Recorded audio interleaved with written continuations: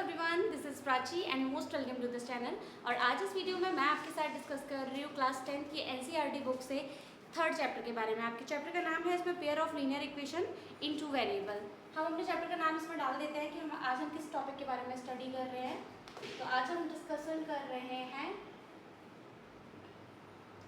Linear equation in two variable.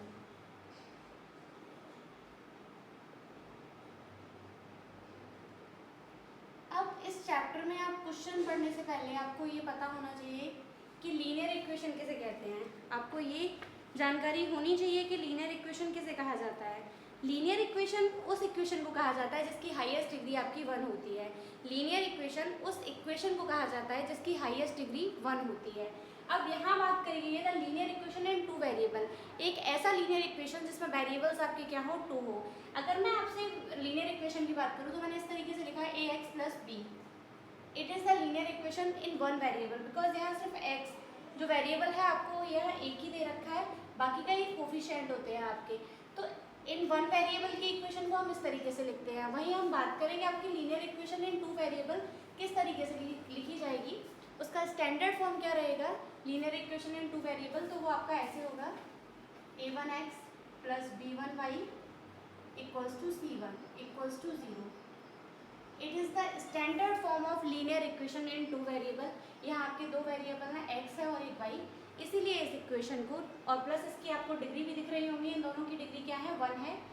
तो एक ऐसा इक्वेशन जिसमें आपके दो वेरिएबल कंसिस्ट करते हो और उन दोनों वेरिएबल की जो हाईएस्ट डिग्री हो आपकी 1 हो, उस टाइप के इक्वेशन को हम linear equation in two variable बोलते हैं। तो ये आपका स्टैंडर्ड फॉर्म है, ये आप देख सकते हैं। अब इसमें आपको 3 चीज़ें पढ़ने को मिलेंगी चैप्टर में। फर्स्टली आपको 2 इक्वेशंस दी जाएंगी लीनियर, जिसमें आपको इन इक्वेशंस के सोल्यूशन के अकॉर्डिंग ये बताना होगा कि वो इक्वेशंस कंसिस्टेंट है या इनकंसिस्टेंट है।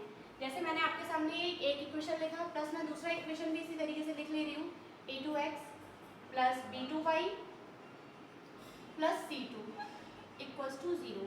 ये 2 लीनियर इक्वेशंस हैं, आप क्लियरली देख सकते हैं। a1x plus b1y plus c1 equals to 0, a2x plus b2y plus c2 equals to 0। अब इन दोनों लीनियर इक्वेशंस के रिगार्डिंग आपसे ये पूछा जाए कि ये इक्वेशंस क्या है, इनकंसिस्टेंट है, कंसिस्टेंट है, यूनिक सॉल्यूशंस हैं, मैनी सॉल्यूशंस हैं या नो सॉल्यूशंस हैं। तो आपको इसमें ये कंडीशंस पढ़ने को मिल रही हैं कि अगर मैं इस तरीके से लिखूँ that a1 upon a2 does not equals to b1 upon b2, अगर ये कंडीशन आपकी सेटिस्फाई होती है इन लीनियर इक्वेशन से, तो हम क्या कहेंगे कि ये दोनों इक्वेशंस क्या हैं, कंसिस्टेंट हैं। क्या हैं, कंसिस्टेंट हैं। एंड इसमें आपके सॉल्यूशंस कैसे हैं, यूनिक सॉल्यूशन है, यूनिक सॉल्यूशन है। यूनिक सॉल्यूशन आपको कब मिलता है, यूनिक सॉल्यूशन आपको कब मिलता है, जब आपकी जो भी लाइंस दे रखी हैं, ये आप देख सकते हैं, ये आपका लाइन का फॉर्मेट भी बनता है, लाइन का इक्वेशन भी क्रिएट करता है। जब एक बार ये लाइन इस तरीके से इंटरसेक्ट करे, ओनली वन सोल्यूशन आए, यूनिक सोल्यूशन आए, तो इनको हम कंसिस्टेंट इंटरसेक्टिंग लाइन या यूनिक सोल्यूशन भी बोलते हैं। क्या बोल देते हैं, a1 upon a2 does not equals to b1 upon b2।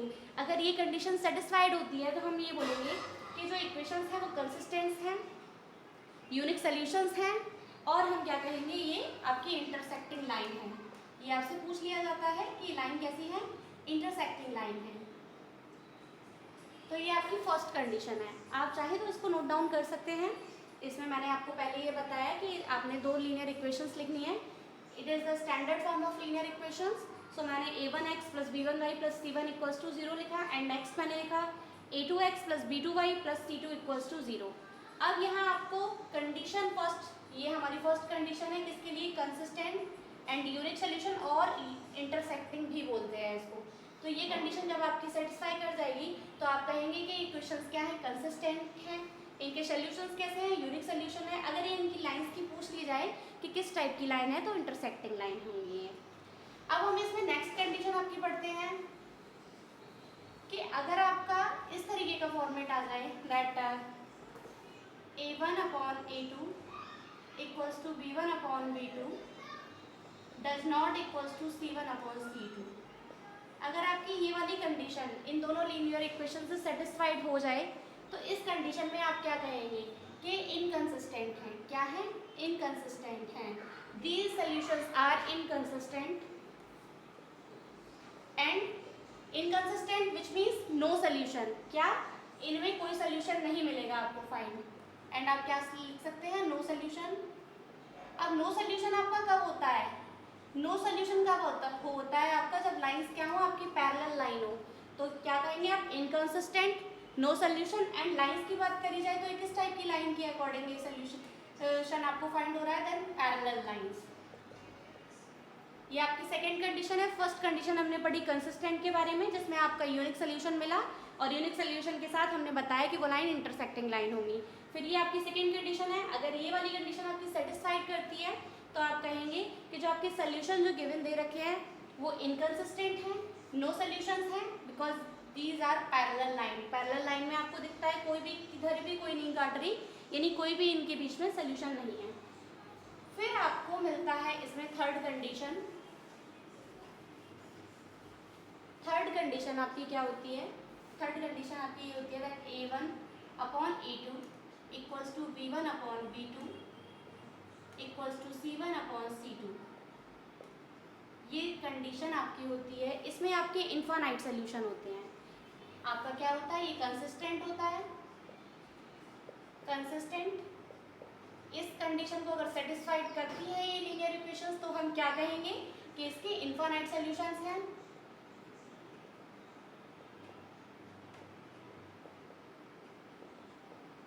And जैसे हमने फर्स्ट पढ़ा कि वो इंटरसेक्टिंग लाइन थी, सेकंड कंडीशन में हमने पैरेलल लाइंस पढ़ा। अब इस टाइप में क्या होता है? कोइंसिडेंट होता है, कोइंसिडेंट। इस तरीके से आप पढ़ सकते हैं। तो पहले मैंने आपको लीनियर इक्वेशन के बारे में इंट्रोड दिया कि लीनियर इक्वेशन आपका क्या होता है। एक ऐसा इक्वेशन जिसकी हाईएस्ट डिग्री 1 होती है, उस टाइप के इक्वेशन को हम लीनियर इक्वेशन कहते हैं। अब हमें इस चैप्टर में पढ़ना था लीनियर इक्वेशन इन 2 वेरिएबल, तो हमने इसमें 2 वेरिएबल्स कंसीडर किए, इसलिए हमारी x और y इसमें 2 वेरिएबल थे और दोनों की ही डिग्री आपको 1 दिखी, इसलिए इसको नाम दिया गया लीनियर इक्वेशन इन 2 वेरिएबल। इस चैप्टर में हमको जो फर्स्ट एक्सरसाइज है उसमें हमें 3 कंडीशंस के बारे में पढ़ने को मिलेगा। फर्स्ट होगा कि जब आपको 2 लीनियर इक्वेशन दी जाए तो आपका सोल्यूशन कंसिस्टेंट है। कंसिस्टेंट है तो उसमें सोल्यूशंस कितने हैं, यूनिक सोल्यूशन है, इनफाइनाइट सोल्यूशन है, वो आप कैसे डिफाइन करेंगे। तो मैंने आपको फर्स्ट कंडीशन बताई कंसिस्टेंट में यूनिक सोल्यूशन की, जिसमें आपका था A1 upon A2 equals to does not equals to B1 upon B2, जो कि आपकी कंसिस्टेंट में यूनिक सोल्यूशन की कंडीशन थी। फिर सेकेंड मैंने आपको बताया इन्हीं लीनियर इक्वेशंस के regarding that A1 upon A2 equals to B1 upon B2 does not equals to C1 upon C2।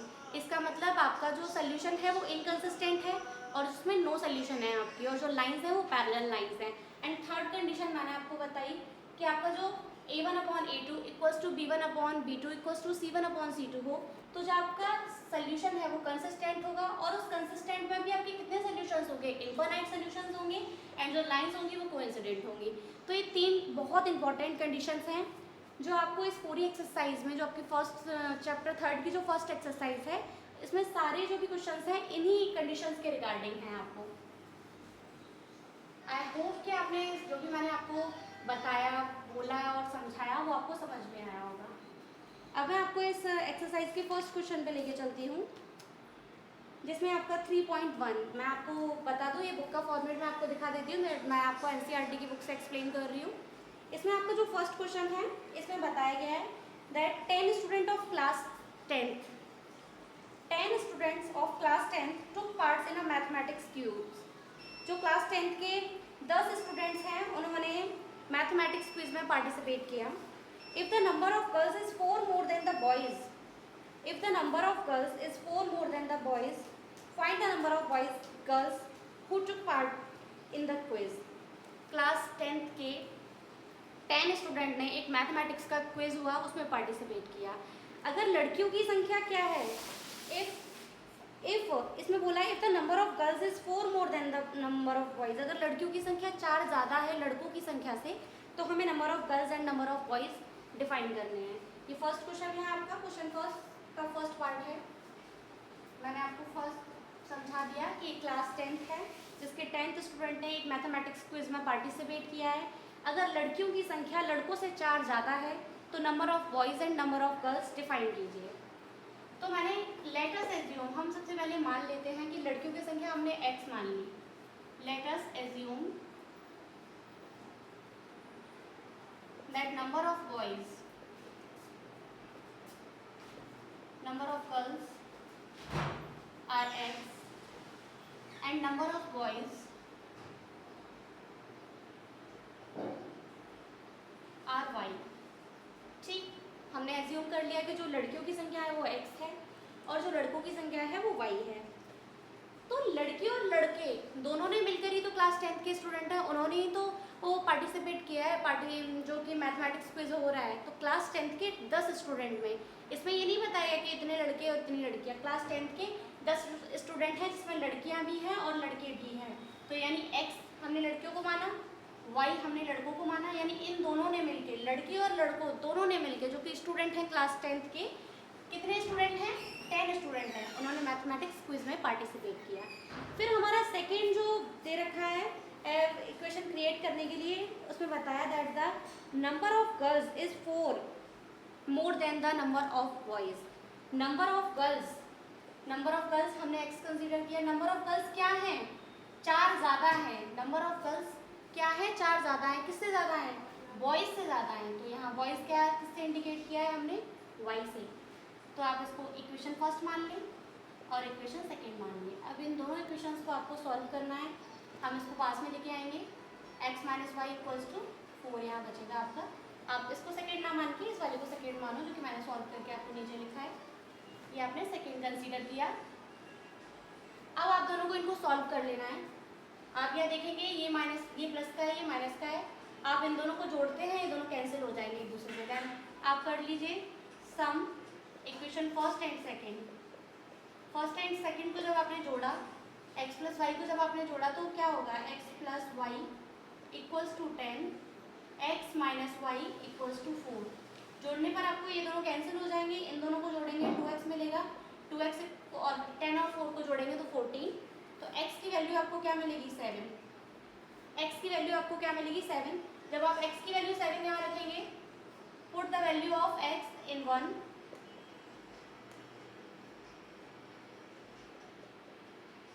In equation 1. जब आप x की वैल्यू जो आपको मिली है, आप इक्वेशन फर्स्ट में रख दें या सेकेंड में रख दें, आंसर आपका सेम ही आने वाला है. तो यहाँ मैंने रख दी 7 प्लस वाई इक्वल्स टू 10. 7 को हम उधर लेके जाएंगे इक्वल के दूसरी साइड, तो ये प्लस का है, उधर जाके माइनस का हो जाएगा. y इक्वल्स टू 10 माइनस 7, यानी y इक्वल्स टू आपका क्या बचा? 3. ये निकल आई आपकी नंबर ऑफ गर्ल्स, यानी जो हमने x मानी थी, नंबर ऑफ बॉयज़ जो कि हमने y माने थे.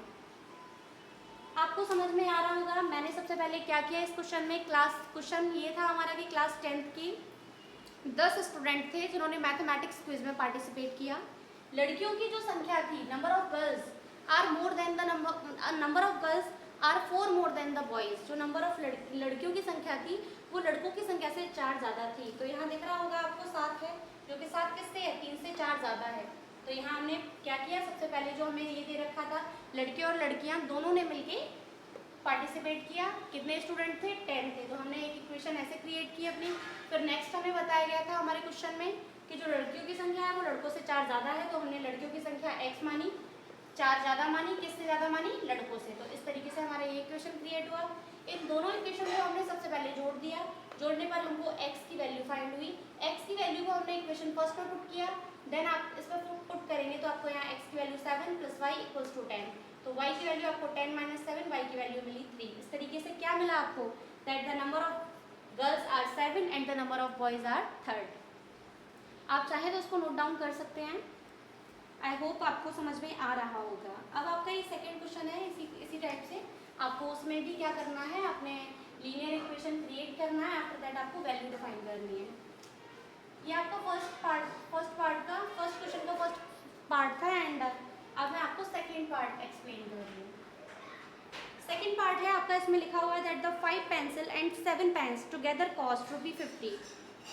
5 pencils and 7 cost together cost ₹50. 5 pencil और 7 पेन्स हैं, उन दोनों का जो साथ में कॉस्ट है वो ₹50 है. Whereas 7 pencil and 5 pens together cost ₹46. वहीं आपका 7 पेंसिल और 5 पेन्स आपका कॉस्ट जो टुगेदर है वो 46 है। Find the cost of one pencil and that of one pen. हमें क्या फाइंड करना है, एक पेंसिल और एक पेन का कॉस्ट फाइंड करना है।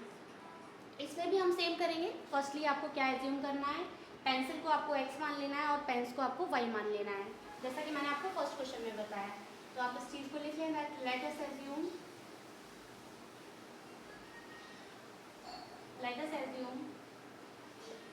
the pens is x, the pencils are x and the pens are y। आपको क्या कर लेना है, एज्यूम कर लेना है कि पेंसिल तो आपने क्या मानी, पेंसिल मान ली आपने x, वही पेन्स क्या मानी y। अब पेंसिल और पेन्स क्या, 5 पेंसिल, पेंसिल क्या माना आपने x माना, तो कितनी पेंसिल का, 5 पेंसिल्स का। वहीं आपको क्या बताया, 7 पेन्स, पेन्स को क्या माना y, 7 पेन्स का। जो टोटल कॉस्ट इन दोनों का आ रहा है 5 पेंसिल और 7 पेन्स का, जो कॉस्ट आपका आ रहा है वो ₹50 आ रहा है। ये आपकी पहली इक्वेशन हमें बताई अकॉर्डिंग टू द क्वेश्चन।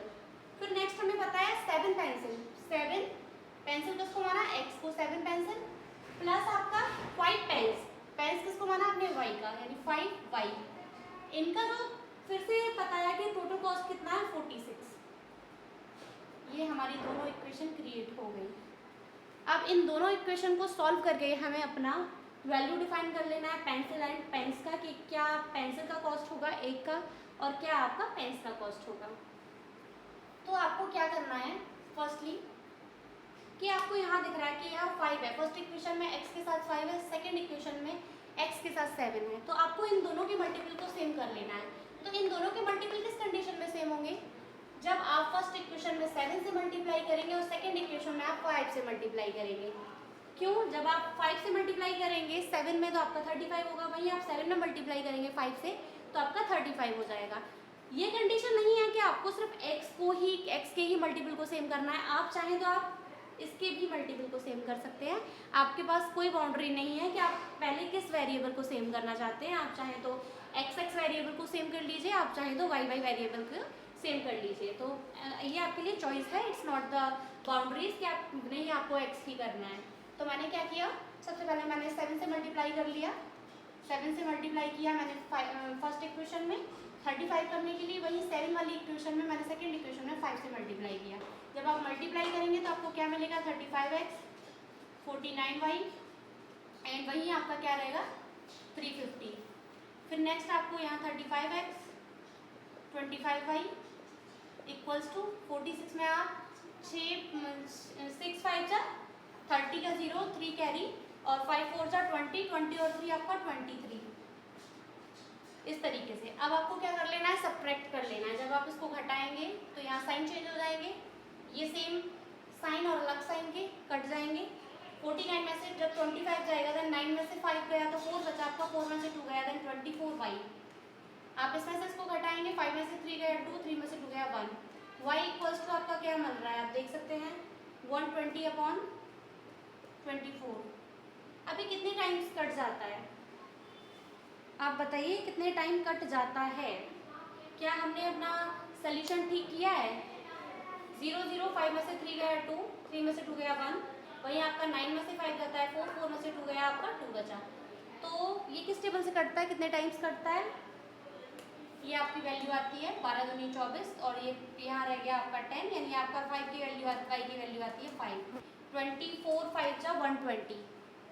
तो y एक पेन का कॉस्ट, एक पेन का कॉस्ट कितना दिखा आपको, 5 रुपये दिखा। This is the cost of the pen. अब इसी तरीके से आप क्या कर लें, y की वैल्यू को इक्वेशन फर्स्ट में पुट करके आप x का वैल्यू डिफाइन कर सकते हैं। मैं आपको बता दूं ऐसे, put the value of y, put the value of y in 1 in equation 1। Equation 1 आपकी 5x, y की वैल्यू आपके पास 5 है, 7 का मल्टीप्लाई 5 में करेंगे तो आपके कितना आएगा 35 आएगा इक्वल्स टू 50। ये पॉजिटिव है, उधर जाके नेगेटिव हो जाएगा। इक्वल की जब दूसरी साइड कोई भी वैल्यू जाती है तो वो नेगेटिव हो जाती है। आप इसमें से इसको घटाएंगे, 50 में से 35 जाएगा तो आपका कितना बचेगा, ऑब्वियसली 15 बचेगा। 5x x की वैल्यू आपकी आएगी 3। इसका मतलब क्या है, the cost of 1 pencil is 3 and the cost of 5 pencils ₹5। ये आपको यहाँ क्लियर हो रहा होगा। पहले मैंने आपसे क्या बोला कि क्वेश्चन में आपसे बोला था दैट 5 पेंसिल एंड 7 पेन्स का जो कॉस्ट है साथ में वो ₹50 आपको पे करना है, जिसके अकॉर्डिंग हमने अपना फर्स्ट लीनियर इक्वेशन क्रिएट किया। फिर सेकेंड हमारा था 7 पेंसिल, जो कि हमने पेंसिल्स को क्या कंसिडर किया, x किया। 5 पेन्स का जो आपका टोटल कॉस्ट है वो 46 है। तो अकॉर्डिंग टू द क्वेश्चंस हमने अपना लीनियर इक्वेशन क्रिएट किया। आफ्टर दैट हमें इन लीनियर इक्वेशंस में वैल्यू निकालने के लिए अपने किसी भी वेरिएबल को सेम कर लेना है। हमारे पास ये बाउंड्रीज नहीं है कि हमें x का वेरिएबल ही सेम करना है या y का ही करना है, आप चाहें तो किसी का भी सेम कर सकते हैं। तो मैंने फर्स्टली यहाँ x के वेरिएबल को सेम करने के लिए 7 से मल्टीप्लाई फर्स्ट इक्वेशन में किया एंड 5 से मल्टीप्लाई सेकेंड इक्वेशन में किया। देन आपका ये वाला वेरिएबल सेम हो गया। फिर हमने इसको सब्ट्रैक्ट किया, सब्ट्रैक्ट करने पर आपको 24y मिला, इधर आपको 120 मिला एंड जब 24 120 से डिवाइड करता है तो आपकी y की वैल्यू आई 5, यानी आपका जो पेन का कॉस्ट है, कॉस्ट ऑफ 1 पेन इज ₹5। वहीं हमने y की वैल्यू को इक्वेशन फर्स्ट में पुट किया तो हमें x की वैल्यू मिली 3, which means that the cost of pencil is ₹3। I hope आपको ये समझ में आया होगा एंड काफ़ी अच्छे क्वेश्चन हैं। अगर आप थोड़ा दिमाग लगाएंगे तो आपको आई मेक श्योर आपको समझ में आएगा। अब हम चलते हैं इसके नेक्स्ट क्वेश्चन के पे।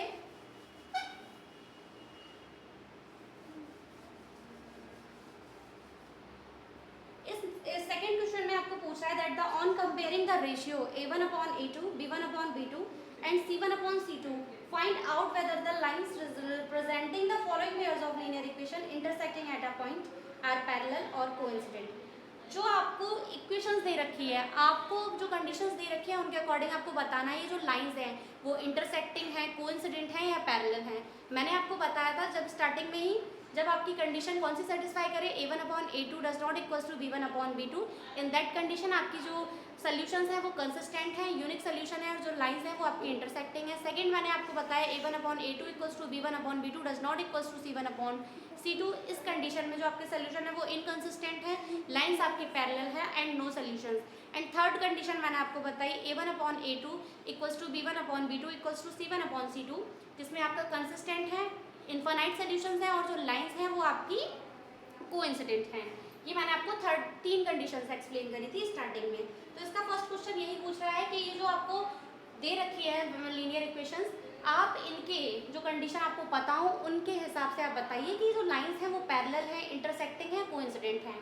तो फर्स्ट क्वेश्चन आपका ये दे रखा है दैट द 5x माइनस का 4y plus 8 equals to 0, 7x plus 6y minus का 9 इक्वल्स टू 0। ओके, आपको क्या करना है, आपको अपने स्टैंडर्ड फॉर्म जो पता हो a1x plus b1y plus c1 equals to 0 compare करना है इसके साथ a2x plus b2y plus c2 equals to 0, compare with this. Okay, आपको अपने जो लीनियर इक्वेशन दे रखे हैं उनको स्टैंडर्ड फॉर्म के साथ कंपेयर करना है। तो जब आप इस स्टैंडर्ड लीनियर इक्वेशन से आपका जो क्वेश्चन में गिवन लीनियर इक्वेशन है उससे कंपेयर करेंगे तो आपको यहाँ क्या मिल रहा है, a1x, देन इसकी वैल्यू a1 की वैल्यू आपको क्या दिखी 5, इसको कंपेयर करेंगे b1y, यहाँ क्या दिखी आपको b1 की वैल्यू माइनस का 4, c1 की वैल्यू 8, सिमिलरली a2 की वैल्यू 7, b2 की वैल्यू 6 एंड c2 की वैल्यू आपके पास 9। ओके, फर्स्टली आप सिर्फ जो रेशियो आप किसी के भी साथ जाएं, कोइंसिडेंट के साथ जाएं, इंटरसेक्टिंग के साथ जाएं या पैरेलल के साथ जाएं, रेशियो आपका सेम ही है तो आप बस अपना a1/a2 की फॉर्म में लिखते जाइए। a1/a2, आई डोंट नो कि ये क्या आने वाला है, मुझे नहीं पता ना कि क्या आने वाला है, वो तो हमारा कंपैरिजन के अकॉर्डिंग डिफाइन होगा कि आएगा क्या। a1/a2 b1/b2 c1/c2, हमने इसको लिखा इस तरीके से 5/7 4 माइनस का 4/6 एंड 8 माइनस का 9। ये आपके सोल्यूशंस हैं। आपको क्या दिख रहा है, कोई भी सोल्यूशन किसी के भी इक्वल आ रहा है? नो, इसमें कोई भी इक्वेशन किसी के भी इक्वल नहीं आ रही है, कोई भी इक्वेशन किसी के इक्वल नहीं आ रही है। इसका मतलब ये क्या है, ये नो सोल्यूशन है। ये लाइंस किस टाइप की है, जब सोल्यूशन नो सोल्यूशन होता है तो लाइन कैसी होती है, पैरेलल लाइन होती है। तो हम क्या लिखेंगे, ये बिल्कुल भी किसी के इक्वल नहीं आ रहा है, आप देख सकते हैं। हमने 5/7 के माइनस का 4/6 के इक्वल होता है, 5/7 8/9 के इक्वल होता है, नहीं। 4/7 8/9 के इक्वल होता है, नहीं। जब कोई भी किसी के इक्वल नहीं होता है, कोई भी किसी के इक्वल नहीं, sorry I am so sorry, yes yes yes, जब कोई भी किसी के इक्वल नहीं होता है तो आप क्या कहेंगे उसको, ये पैरेलल लाइन है। ये कैसी लाइन है, यही हमसे पूछा गया था इस क्वेश्चन में कि आपको अपने सॉल्यूशंस के अकॉर्डिंग ये बताना है कि लाइंस कैसी हैं। तो ये पैरेलल लाइंस हैं, बिकॉज आपको ये कंडीशन दिख रही होगी, ये इस कंडीशन को सेटिस्फाइड कर रही हैं। अब आपका नेक्स्ट क्वेश्चन है, उसी में भी आपको सेकंड पार्ट, उसमें भी आपको सेम थिंग यही बतानी है कि आपके सोल्यूशन किस टाइप के हैं। आपका जो सेकंड पार्ट है इसका क्वेश्चन नंबर 2 का, वो इस तरीके से है, 9x + 3y + 12 = 0, 18x + 6y + 24 = 0। अब आपको सेम थिंग मैंने आपको बताया, आपको कंपेयर कर लेना है, a1x + b1y + c1 = 0, a2x + b2y + c2 = 0। इसके साथ आपको कंपेयर कर लेना है। जब आप कंपेयर करेंगे तो a1 = 9, b1 = 3, c1 = 12, a2 = 18, b2 = 6, c2 = 24। आपको मैंने बताया आपको सिर्फ रेशियो में लिख लेना है, वो तो आपके लिखने के बाद पता चलेगा कि कौन किसके इक्वल है। a1/a2, b1/b2,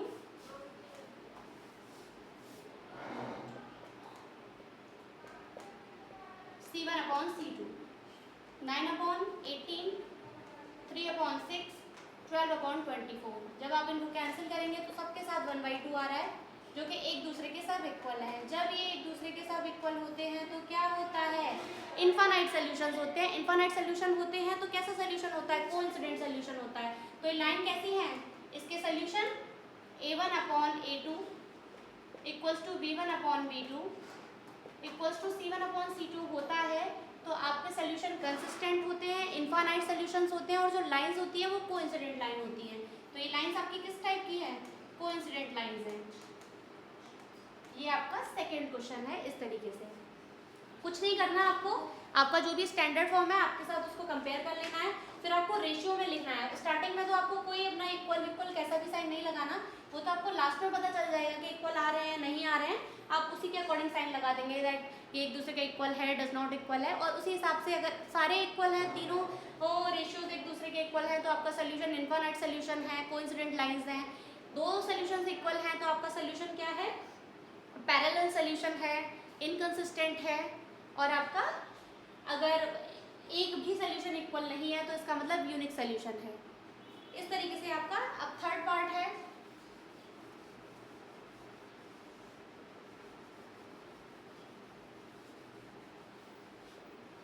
थर्ड पार्ट में आपका दे रखा है 6x - 3y + 10 = 0, 2x - y + 9 = 0। मैं आपको फिर बता दूं, ये चैप्टर थर्ड है जो कि आपका linear pair of equation in 2 variable है, उसकी फर्स्ट एक्सरसाइज है, जिसका इस सेकंड क्वेश्चन का थर्ड पार्ट है।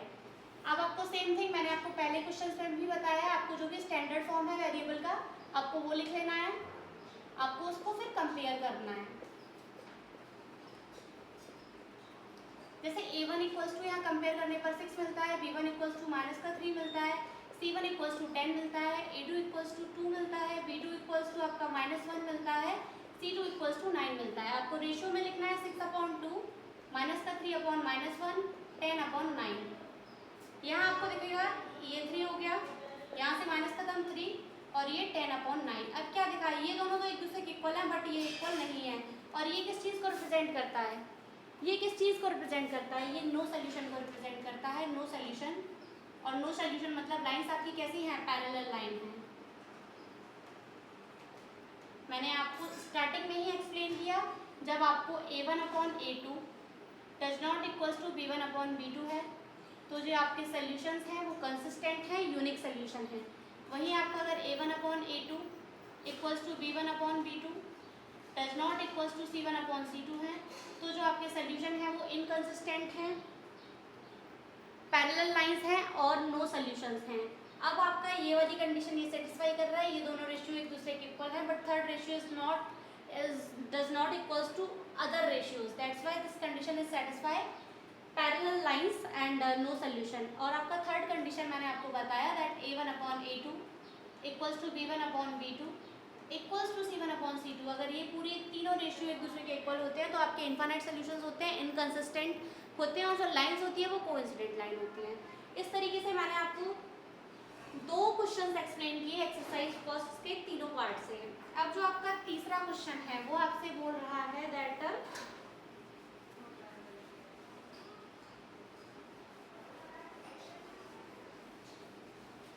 थर्ड क्वेश्चन आपसे क्या बोल रहा है. इसमें बोल रहा है on comparing the ratio a1/a2 b1/b2 and c1/c2 find out whether the following pairs of linear equation are consistent और इनकंसिस्टेंट. अब आपको इसमें क्या बताना है कि इस रेशियो के अकॉर्डिंग आप बताइए कि सोल्यूशन कंसिस्टेंट है इनकंसिस्टेंट है.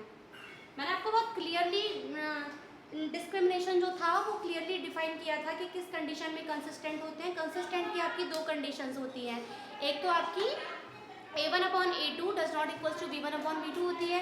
फिर आपका a1/a2 equals to b1/b2 equals to c1/c2 होती है. एंड इनकंसिस्टेंट में आपकी सिर्फ एक कंडीशन होती है जो कि पैरेलल लाइंस में a1/a2 equals to b1/b2 does not equals to c1/c2. मैंने आपको लिखा दिया है स्टार्टिंग में ही, वो तो मैंने आपके रिवीजन के तौर पर बोला था. अब इसमें आपको सिर्फ ये बताना है कि आपका सोल्यूशन कंसिस्टेंट है या इनकंसिस्टेंट है. तो आपका फर्स्ट क्वेश्चन जो दे रखा है वो इस तरीके से है 3x + 2y equals to 5, 2x - 3y equals to 7. इस तरीके से आपका ये सोल्यूशन दे रखा है. आपको अपने स्टैंडर्ड फॉर्म के साथ कंपेयर करना है जो कि a1x + b1y + c1 equals to 0. वही a2x + b2y + c2 equals to 0. ये प्लस के साथ जोड़ा है यानी कि जब ये 5 इक्वल के इधर आएगा तो ये माइनस का हो जाएगा. तो आपका c1 का वैल्यू क्या रहने वाला है, इसमें -5 रहने वाला है. कंपेयर करेंगे तो आपको a1 की वैल्यू क्या दिखेगी, 3 दिखेगी. b1 की वैल्यू आपको 2 मिलेगी. c1 की वैल्यू आपको -5 मिलेगी. वहीं आप इसके साथ कंपेयर करते हैं तो a2 की वैल्यू आपको क्लियरली यहाँ दिख रही होगी 2, b2 की वैल्यू आपको -3 एंड c2 की वैल्यू जो कि 7 अभी पॉजिटिव है इधर आएगा इक्वल के माइनस का हो जाएगा. c2 की वैल्यू आपको -7 मिलेगी. अब आपको बताना है कि आपका सोल्यूशन कंसिस्टेंट है या इनकंसिस्टेंट है. तो आप बस अपना रेशियो क्रिएट कर लीजिए, बाकी का आपको लिखने के बाद क्लियर होगा कि सोल्यूशन आपका कैसा है. तो 3/2, 2/-3 एंड -5/-7. इसमें कोई किसी के साथ इक्वल नहीं है. आपको क्या दिख रहा है, ये कोई किसी के साथ इक्वल है? नो, कोई भी रेशियो किसी के साथ इक्वल नहीं है. इसका मतलब no solution. And no solution का मतलब नो सोल्यूशन नहीं है आपका कंसिस्टेंट सोल्यूशन. आपका कैसा सोल्यूशन होगा, कंसिस्टेंट होगा, क्योंकि यहाँ कोई भी रेशियो किसी के भी साथ इक्वल नहीं हो रहा है. कोई भी रेशियो किसी के साथ इक्वल नहीं हो रहा है. इसलिए जो आपका जो सोल्यूशन होगा इसमें क्या होगा, आपको दिखेगा 3/2 डज नॉट इक्वल्स टू 2/-3. ये आपको सेटिस्फाई कर रहा है. इसका मतलब जो आपका सोल्यूशन है वो कैसा है, कंसिस्टेंट है. जब आपकी ये वाली कंडीशन सेटिस्फाई होती है a1/a2 does not equals to b1/b2, इस कंडीशन में आपके जो सोल्यूशन होते हैं वो कंसिस्टेंट होते हैं, यूनिक सोल्यूशन होते हैं. तो ये आपका फर्स्ट क्वेश्चन है, यहाँ आपको दिख रहा होगा इस तरीके से. अब आपका सेकेंड क्वेश्चन है इसमें इसी तरीके से.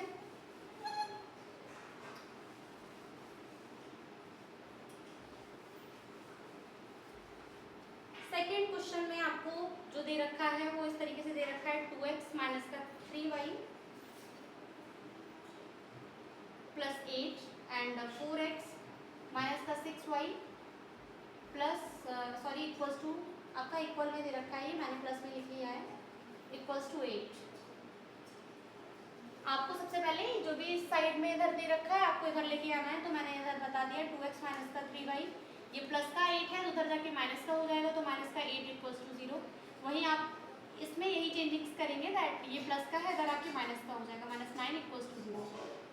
आफ्टर दैट आपको जो भी स्टैंडर्ड फॉर्म है आपका लीनियर इक्वेशन ऑफ 2 वेरिएबल का, आपको उसके साथ कंपेयर कर देना है इस तरीके से. a1x + b1y + c1 equals to 0, a2x + b2y + c2 equals to 0. Then compare करने के बाद आपको यहाँ से क्या दिख रहा है, सबकी वैल्यू आपको क्लियर हो रही होंगी. A1 की वैल्यू आपकी 2 रहेगी, B1 की वैल्यू आपकी -3 रहेगी, C1 की वैल्यू 8 रहेगी, वो भी माइनस का, A2 की वैल्यू आपको 4 दिख रही होगी, B2 की वैल्यू आपका -6, C2 की वैल्यू -9। अब आपको लिख लेना है अपना, इसमें आपका A1/A2, B1/B2, C1/C2, A1 की वैल्यू 2, A2 की वैल्यू 4, -3, -6, C1 का वैल्यू -8/9। यहाँ आपको क्या दिख रहा है, इससे ये खत्म, इससे ये खत्म, 2/4 से 1/2 आएगा, यहाँ से 1/2 आ जाएगा आपका। प्लस आप यहाँ एक बार और चेकआउट कर सकते हैं, आपका -8 और -9 ही है यहाँ पे। यहाँ कोई भी ये वाला रेशियो आपका इक्वल नहीं है, ये वाला रेशियो आपका इक्वल नहीं है। और जब ये वाली कंडीशन आपकी सेटिस्फाइड होती है दैट A1 A2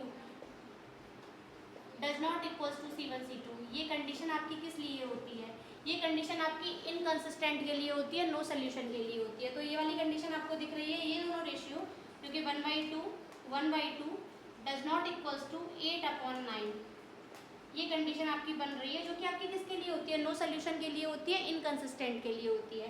तो यहाँ जो आपका सेकंड क्वेश्चन में आपका जो सोल्यूशन निकला वो कैसा निकला, इनकंसिस्टेंट सोल्यूशन निकला। थर्ड क्वेश्चन के सेकंड पार्ट का जो आपका सोल्यूशन है वो इनकंसिस्टेंट है। आप इस तरीके से देख सकते हैं, इसे आप चाहें तो नोट डाउन भी कर सकते हैं।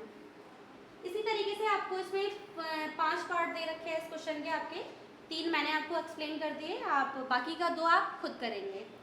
अब फोर्थ क्वेश्चन में आपका पूछा गया है that which of the following pair of linear equation are consistent, inconsistent, if consistent obtain the solution graphically. इनमें से पूछा गया है आप क्वेश्चन 4 में कि जो लीनियर इक्वेशन है इनके सोल्यूशन कैसे हैं, आपके कंसिस्टेंट है या इनकंसिस्टेंट हैं। अगर कंसिस्टेंट हैं तो आपको क्या करना है, उनके सोल्यूशन निकालना है with the help of graphically method. मैंने आपको इसमें 3 क्वेश्चन एक्सप्लेन कर दिया, बाकी के 2 आप खुद करेंगे। तो मैं आपको फोर्थ पार्ट एक्सप्लेन कर देती हूँ।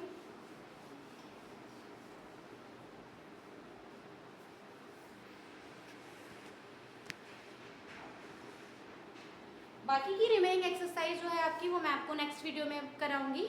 एंड आई होप आपके लिए वीडियो हेल्पफुल रहे, इंटरेस्टेड रहे। और अगर ये वीडियो आपको पसंद आए देन प्लीज़ वीडियो को लाइक ज़रूर करें और चैनल को सब्सक्राइब ज़रूर करें। Thank you.